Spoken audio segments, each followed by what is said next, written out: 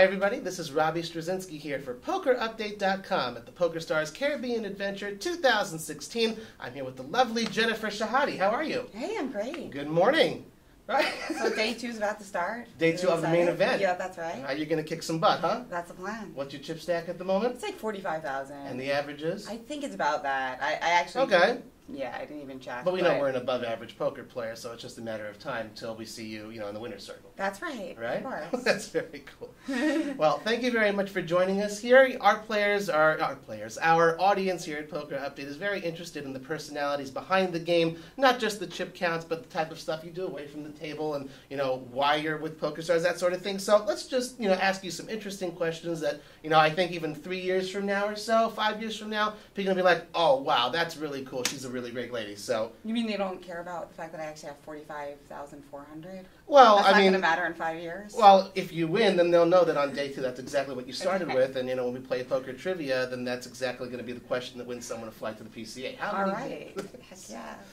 How long have you been coming to the PCA? I think this is my 5th year. Wow. But I used to come and play in these PokerStars women packages, so they would give you. I think they still have them actually, where you get a seat to the women's event and come for a few days. So this is only my 3rd trip where I played in the main event. Oh, okay, interesting. And what other events do you play while you're here in general? Do you have like a plan when you go for it, or? We usually have some kind of plan, but I also don't like to plan too many side events that require me to bust the main first, because I feel like that's kind of like negative thinking. Counterproductive, right? Exactly. So I do like to plan it in terms of bankroll, but I don't like to really count on that 2K turbo that I really want to play in, but it makes me bust in day 1. Right. Right. Right. Of course. Yeah. Well, I mean, as a professional poker player, the world is your oyster. You can play as many events as you want each year. How do you decide which ones you're going to go ahead and attend? I mean, it's pretty much up to you to a certain extent, no?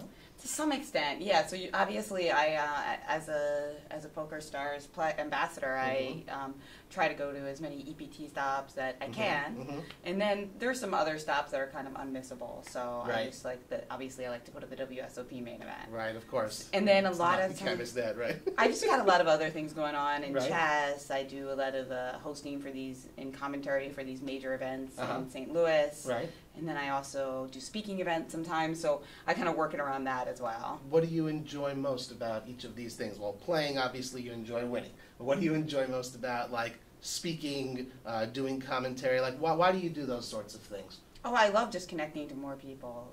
That's what's fun about it. Especially, I like speaking events to young people, like college students or high school students. It's really rewarding because you show them about these different worlds of poker and chess that they maybe didn't have any clue about.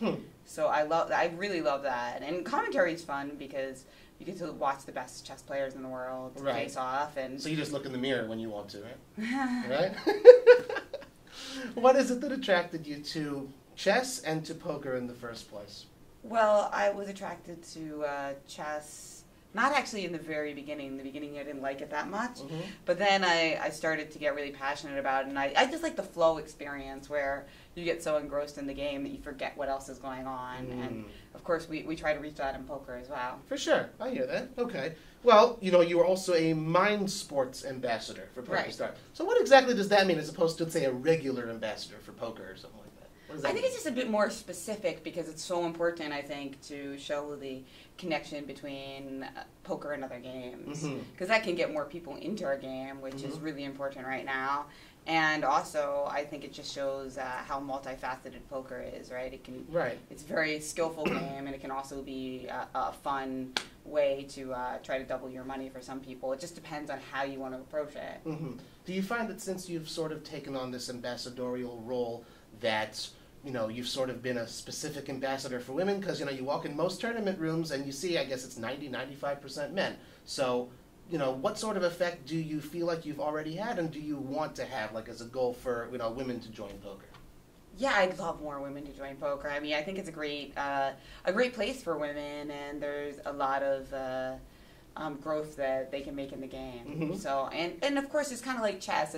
If a woman shows like a lot of talent and skill in poker, it's probably going to be a little bit easier for her to get attention and sponsorship. So, I still think there's a lot of opportunities out there for women, even if it's not like the boom time. Right. It's still there's something there, and also just for pride and for ego. I think it's like a lot of women want to show other women that they can do it too. One thing, I'm a poker fan myself, and I'm sure all the people here at Poker Update, you love watching everything that has to do with poker. I can't remember seeing a table where you have, let's say, a final table, 4 men, 4 women, or 5 men, 5 women, something like that. That would just be incredible. And, right? Wouldn't you say? Like, just have a completely, mixed gender, like, half of one side, half of the other side. Usually you see like, the only women to ever make the final table. I just think that would be really, really darn cool. It would be cool. I think there was an EPT side event in Malta where there was like a heads-up woman.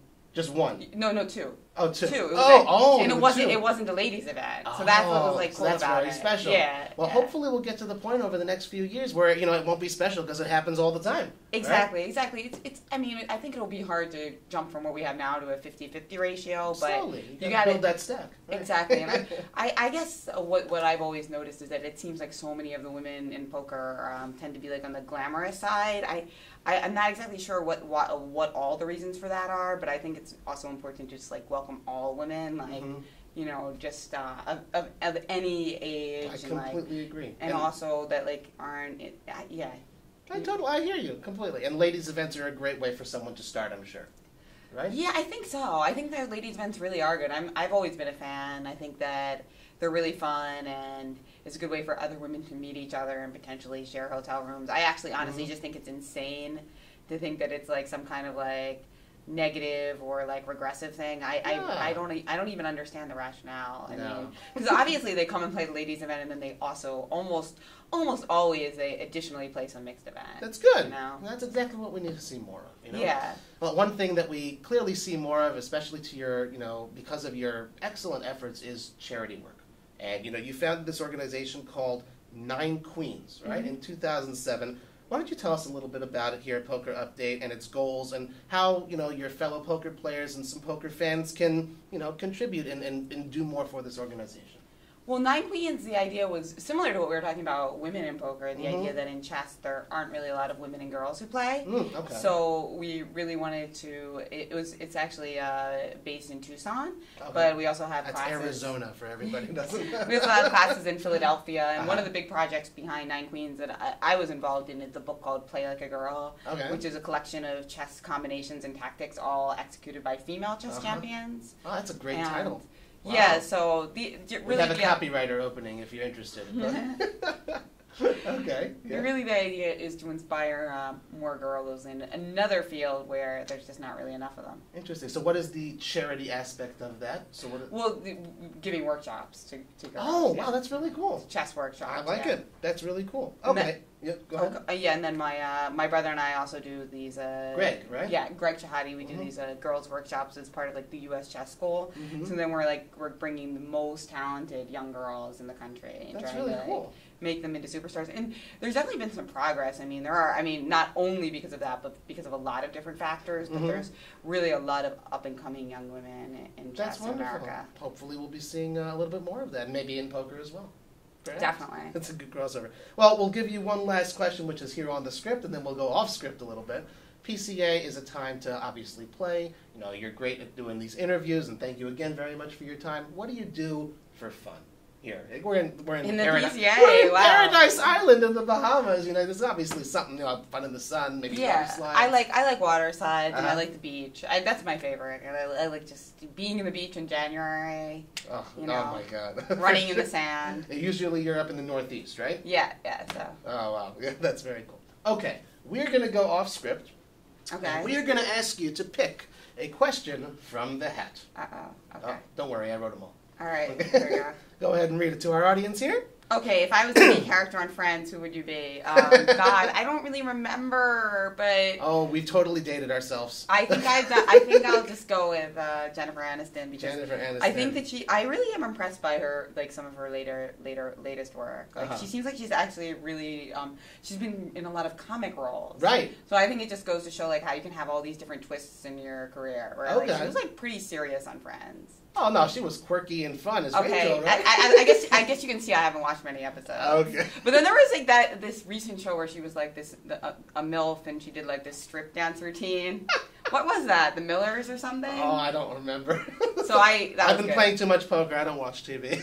That was good. That's very, very kind of you, Jennifer. Thank you very much. Jennifer Shahade has joined us here on PokerUpdate.com. We hope you like it. We hope you subscribe to our YouTube channel and enjoy all the other great videos we're doing here at the PokerStars Caribbean Adventure. Again, thank you so much for your time. We really appreciate it. Yeah, you're welcome. Thank you.